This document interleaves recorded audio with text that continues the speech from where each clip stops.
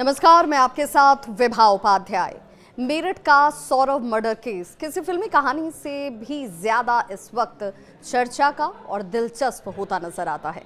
मौत की गुत्थी सुलझने से पहले ही कई ऐसे राज सामने आ जा रहे हैं जो इस गुत्थी को और ज्यादा उलझा दे रहे हैं। सौरव की मौत के पीछे सबसे बड़ा नाम मुस्कान का है, जिस पर यह आरोप है कि उसने बड़ी ही बेरहमी से अपने पति सौरव की हत्या कर उसके शव को ड्रम में सीमेंट से जमा दिया ताकि किसी को भनक न लगे, शक न हो और शव से निकलने वाली दुर्गंध लोगों को समझ में ना आए। इस मामले की अगर बात करें तो हर रोज इसमें जो खुलासे हो रहे हैं वो सामाजिक पतन को साफ तौर पर दिखाते हैं। कैसे रिश्ते कमजोर हो रहे हैं, कैसे रिश्तों के बीच खटास और अति महत्वाकांक्षा जो है लोगों के रिश्तों को कमजोर कर रही है। नया खुलासा जिसने इस वक्त एक तरीके से चर्चा का विषय से बना दिया और इस पर लोग चर्चा भी कर रहे हैं। सवाल कई उठ रहे हैं कि एक पति जो मुस्कान पर अपनी जान छिड़क रहा था, उसे बड़ी ही बेरहमी से उसकी पत्नी ने ही मौत के घाट उतार दिया। पति के टुकड़े टुकड़े कर ऐसी खौफनाक साजिश रची जिसे सुनकर किसी की भी रूह कांप जाए। कहा जा रहा है कि मुस्कान को सौरव से भी ज्यादा किसी और शख्स से मोहब्बत थी। मोहब्बत का नाम देना भी शायद ऐसी घटना में और मुस्कान के लिए गलत है। प्यार का दावा वो भले कर रही हो, लेकिन इस प्यार के दावे के पीछे सीधे तौर पर जानकार, समझने वाले, रिश्तों को बड़ी गंभीरता से लेने वाले लोग हवस का नाम दे रहे हैं। सवाल ये कि ये प्यार था ये या फिर हवस। इस मामले में कई एंगल इस वक्त तक सामने आ चुके हैं। तंत्र मंत्र से लेकर लव, धोखा, एक्स्ट्रा मैरिटल अफेयर, नशा, नरमुंड की बलि और किसी भी हद तक जाकर अपनी महत्वाकांक्षा को पूरा करने की चाहत में अंधी होती हुई इस वक्त लोगों की मानसिकता। मनोविज्ञान को समझने वाले लोग कह रहे हैं कि जल्द से जल्द कामयाब होने की चाहत में लोगों का नैतिक पतन इस वक्त हो रहा है। रिश्ते कमजोर हो रहे हैं, विश्वास की कमी है और इसके पीछे एक दूसरे के साथ लगाव का कम होना बड़ी वजह है। सवाल ये भी कि माँ जो कह रही है उस पर कितना यकीन किया जाए, सौरव के घरवाले जो कह रहे हैं उसमें किस हद तक सच्चाई है। क्या मुस्कान ने कभी भी सौरव से प्यार किया ही नहीं? सौरव कैसे मुस्कान के चक्कर में फंस जाता है और उसकी जान जिस तरीके से गई, अब सवाल ये उठ रहा है कि क्या पति और पत्नी के जो रिश्ते हैं उसमें जो पवित्रता होती है वो क्या अब खत्म हो चुकी है? कई सवाल हैं और सवालों के जवाब मिलने अभी बाकी हैं। सवाल ये भी कि मुस्कान की मां कह रही हैं कि मुस्कान को किसी और से भी मोहब्बत थी, तो क्या परिवार वालों ने बेटी को रोका नहीं? वो शख्स कौन है जिसे मुस्कान सबसे ज्यादा चाहती थी?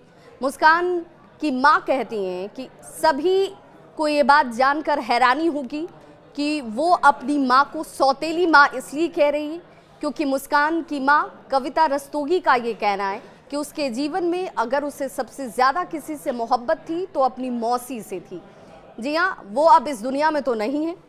माँ ये भी कहती हैं कि यही वजह है कि मुस्कान जो है वो मानसिक तौर पर भी कहीं ना कहीं पीड़ित है। मौसी के निधन के बाद मानसिक रूप से वो काफ़ी टूट चुकी थी। अपनी माँ को वो सौतेली मानने लगी थी क्योंकि मौसी को वो अपनी माँ के तौर पर देखती थी। इसी वजह से मुस्कान से जब भी पूछा जाता है कि जो माँ अभी उन्हें कह रही हैं क्या वो उनकी माँ है, उसका सीधा कहना है कि ये मेरी माँ नहीं है, सौतेली माँ है। उसके दिमाग में एक तरीके की छवि जो है वो घर कर गई थी कि मेरी माँ सौतेली है। मुस्कान की माँ कविता ये भी कहती हैं कि उनकी बेटी को उन्हें खुद को लेकर एक तरीके से झूठ का आवरण घेरे हुए था। मुस्कान की मां के इस बयान के बाद सवाल ये उठता है कि मुस्कान की मां अगर जान रही थी कि मुस्कान की स्थिति ऐसी है, फिर क्या इसे लेकर पहले पहल नहीं की गई? सवाल ये भी कि सौरव के परिवार को क्या अंधेरे में रखा गया? सौरव के परिवार को ऐसा क्यों लगता है कि मुस्कान का पूरा परिवार इस हत्याकांड में शामिल है क्योंकि वो सौरव से एक मोटी रकम ले रहे थे? सौरव के परिवार का यहाँ तक दावा है कि इस हत्याकांड के पीछे सिर्फ मुस्कान ही नहीं, मुस्कान का परिवार और एक से ज्यादा लोग शामिल हैं। मुस्कान के माता पिता ने इन सभी आरोपों को हालांकि सिरे से खारिज कर दिया है। मुस्कान के पिता ये कहते हैं कि उन्होंने कोई पैसे सौरव से लिए नहीं। उनके अनुसार सौरव ने अगर कोई पैसे दिए थे तो वो बैंक खाते के जरिए ही दिए गए, यानी उसकी पूरी डिटेल जानकारी पुलिस तक साझा की गई है। जांच पुलिस इसे लेकर कर भी रही है। उनका यहां तक दावा है कि अपना जो पुराना उनका मकान था उसे बेचकर ही उन लोगों ने नया मकान लिया, जिसे इस वक्त सवालों के घेरे में लाया जा रहा है।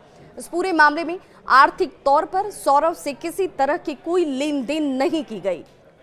मुस्कान की मां ये भी कहती हैं कि हमारी माली हालत इतनी भी खराब नहीं जिसकी चर्चा इन दिनों मीडिया में जमकर की जा रही है। हम सर्राफ का काम करते हैं, यानी कि गोल्ड के कारीगर हैं। सोने की चूड़ियों में इनका परिवार का, यानी कि मुस्कान के परिवार का एक नाम है।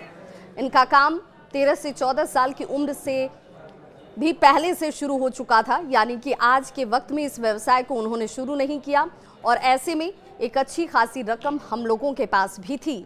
50 लाख का मकान लेना कोई बड़ी बात नहीं है। अगर सौरव 80 से 90 लाख लेकर पहुंचा था तो सवाल उसके परिवार से भी पूछा जाना चाहिए कि जो इतनी रकम कमा सकता है, जिसका आर्थिक तौर पर इतनी मजबूत स्थिति हो, वो आखिर एक छोटे से कमरे में क्यों रह रहा था। जब इतना पैसा उसके पास था तो वो बड़ा काम करता होगा। क्या उस काम को भी छिपाया गया, हमसे झूठ कहा गया? वो नेवी में काम कर रहा था, जो जानकारी मुस्कान के परिवार के पास थी। लेकिन अब ये कहा जा रहा है कि मुस्कान का पति नेवी में नहीं बल्कि एक बेकरी में काम करता था। उसके मर्चेंट नेवी का फॉर्म जरूर उसकी तरफ से भरा गया, लेकिन उसकी ज्वाइनिंग को लेकर कहीं से कोई जानकारी अभी तक पुष्ट रूप में नहीं आई। अपनी मां के अकाउंट में 2.5 लाख रुपए उसके तरफ से जरूर डाले गए थे। बाद में सौरव को ऐसा लगता है कि उसकी मां ही उसके पैसे को वापस नहीं करती, और शायद यही वजह है कि मुस्कान के परिवार के प्रति सौरव का विश्वास ज्यादा गहरा और मजबूत दिखा। इसीलिए मुस्कान की मां कहती हैं कि हम लोगों ने कभी भी सौरव को इस बात के लिए फोर्स नहीं किया। इस बात के लिए सौरव से हम लोगों की तरफ से किसी तरह की कोई चर्चा कभी नहीं की गई। सौरव राजपूत हत्याकांड के पोस्टमार्टम रिपोर्ट आने के बाद जो हैवानियत की परतें खुली हैं वो भी दिल को दहलाने वाली हैं। रिपोर्ट में ऐसे ऐसे खुलासे हुए हैं जो किसी की भी रूह को झकझोर सकता है। हत्या बेहद ही निर्मम तरीके से की गई। शरीर के कई हिस्सों को काटा गया। सौरव की गर्दन को धड़ से पूरी तरह से अलग कर दिया गया था, और इसीलिए तंत्र मंत्र और साधना की, नरमुंड के बलि की बात सामने आ रही है। पोस्टमार्टम रिपोर्ट ये भी खुलासा करती है कि सौरव की मौत का कारण चाकू के वार से हुए गहरे जख्म और घाव थे, जिसमें ज्यादा रक्तस्राव हुआ, यानी कि जो खून है वो शरीर से ज्यादा बह गया, और शॉक इतना गहरा था कि चोटें इतनी गंभीर थी कि उसकी मौत, यानी कि सौरव की मौत मौके पर ही हो गई।